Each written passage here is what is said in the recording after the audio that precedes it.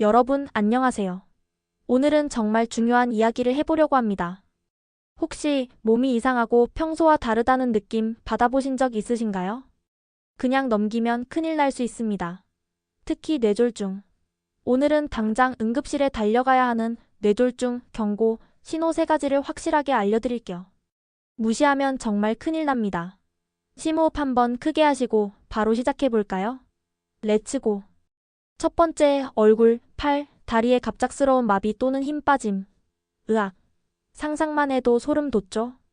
특히 몸의 한쪽에만 나타나는 경우가 많으니 주의해야 합니다. 예를 들어, 아침에 밥을 먹으려고 젓가락을 들었는데 갑자기 젓가락질이 안 된다거나, 계단을 오르는데 다리에 갑자기 힘이 풀려서 주저앉게 된다거나, 이런 갑작스러운 증상이 나타나면 그냥 지나치지 마세요. 에이, 잠깐 그러다 말겠지 하고 안심하면 정말 큰일 납니다. 간단하게 뇌졸중 여부를 테스트하는 방법도 있어요. 두 팔을 앞으로 쭉 뻗고 눈을 감은 상태에서 마음속으로 10초 동안 세어보세요. 만약 어느 한쪽 팔이 의지와 상관없이 툭 떨어진다면 삐용삐용 응급 상황입니다. 즉시 119에 신고해야 합니다. 중요한 건 팔이 처지는 것뿐만 아니라 감각이 둔해지거나 저린 느낌이 동반되는 경우도 있다는 거예요. 마치 내 팔이 아닌 것 같은 불쾌한 느낌 놓치지 마세요. 두 번째, 갑작스러운 말하기 곤란. 혀가 꼬이는 듯한 발음, 횡설수설. 엉뚱한 말 또는 상대방의 말을 이해하기 어려운 증상. 사랑하는 친구나 가족이 갑자기 딴 사람처럼 어눌한 말투로 말한다면 뇌졸중을 의심해봐야 합니다. 평소 조리 있게 말을 잘하던 사람이 갑자기 버벅거린다면 더욱 그렇겠죠? 왜 갑자기 저렇게 말을 더듬거려? 술 취했나? 하고 웃어넘길 일이 절대 아니라는 거죠. 뇌졸중은 우리의 소통 능력, 즉 언어 능력에도 심각한 영향을 미칠 수 있다는 사실 기억해주세요. 간혹 나는 괜찮아.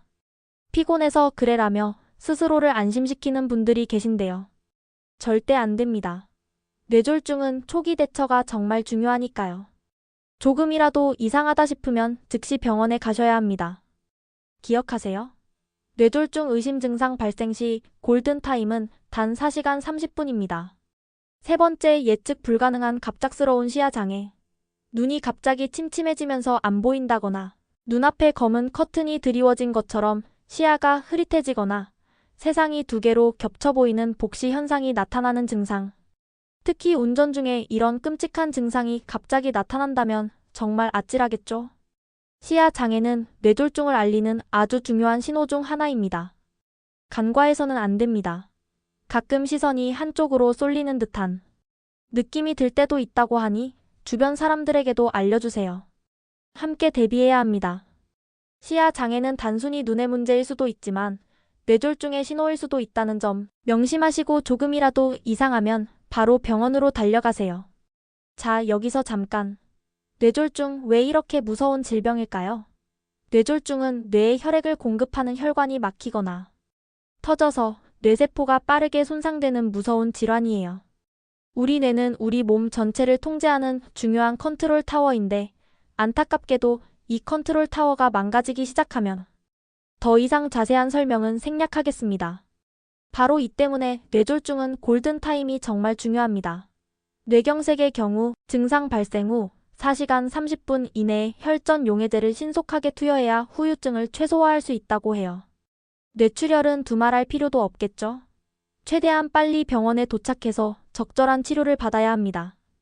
최신 지침에 따르면 뇌졸중 발생 후 가능한 한 빨리 혈전 용해제 TPA를 투여해야 하는데 특정 조건 하에서는 4.5시간에서 9시간 이내에도 TPA 치료를 고려할 수 있다고 합니다. 중요한 것은 시간입니다. 조금이라도 늦으면 뇌세포 손상이 심각해져 회복이 어려울 수 있으니 뇌졸중 의심 증상이 나타나면 즉시 119에 신고하고 병원으로 이송해야 합니다. 만약 우리 주변에서 뇌졸중이 의심되는 사람이 쓰러졌을 때는 어떻게 대처해야 할까요? 첫째, 지체 없이 즉시 119에 신고하세요. 뇌졸중 앞에서는 단 1분 1초도 낭비할 시간이 없습니다. 둘째, 환자를 편안하게 눕히고 구토를 할 수도 있으니 고개를 옆으로 살짝 돌려주세요. 셋째, 넥타이나 벨트처럼 몸을 꽉 조이는 옷은 즉시 풀어주세요. 넷째, 환자에게 함부로 물이나 약을 먹이지 마세요. 특히 의식이 없는 환자는 물이나 약을 제대로 삼키지 못하고 기도로 넘어가 질식할 수 있습니다. 마지막으로 절대로 환자의 얼굴을 때리거나 정신 차리라고 몸을 마구 흔드는 등의 위험한 응급 처치는 하지 마세요. 오히려 뇌압을 상승시키고 상황을 악화시킬 수 있습니다. 환자에게 가장 필요한 것은 안전하고 신속한 병원 이송이라는 점 잊지 마세요. 뇌졸중은 정말 무서운 질병이지만 평소에 미리 알아두고 침착하게 대처한다면 충분히 예방하고 극복할 수 있습니다. 1년에 한 번씩 정기적인 건강검진은 필수. 건강한 식습관을 유지하고 꾸준히 운동하는 것도 중요하고요. 특히 고혈압, 당뇨병, 고지혈증과 같은 뇌졸중 위험 요인을 꾸준히 관리하는 것이 중요합니다. 담배는 무조건 끊으시고 술도 최대한 자제하는 것이 좋습니다. 스트레스는 그때그때 적절하게 해소하는 것도 잊지 마세요. 심방세동 환자분들은 뇌졸중 발병 위험이 무려 5배나 더 높다고 하니 조기에 정확한 진단과 치료를 받으시길 바랍니다.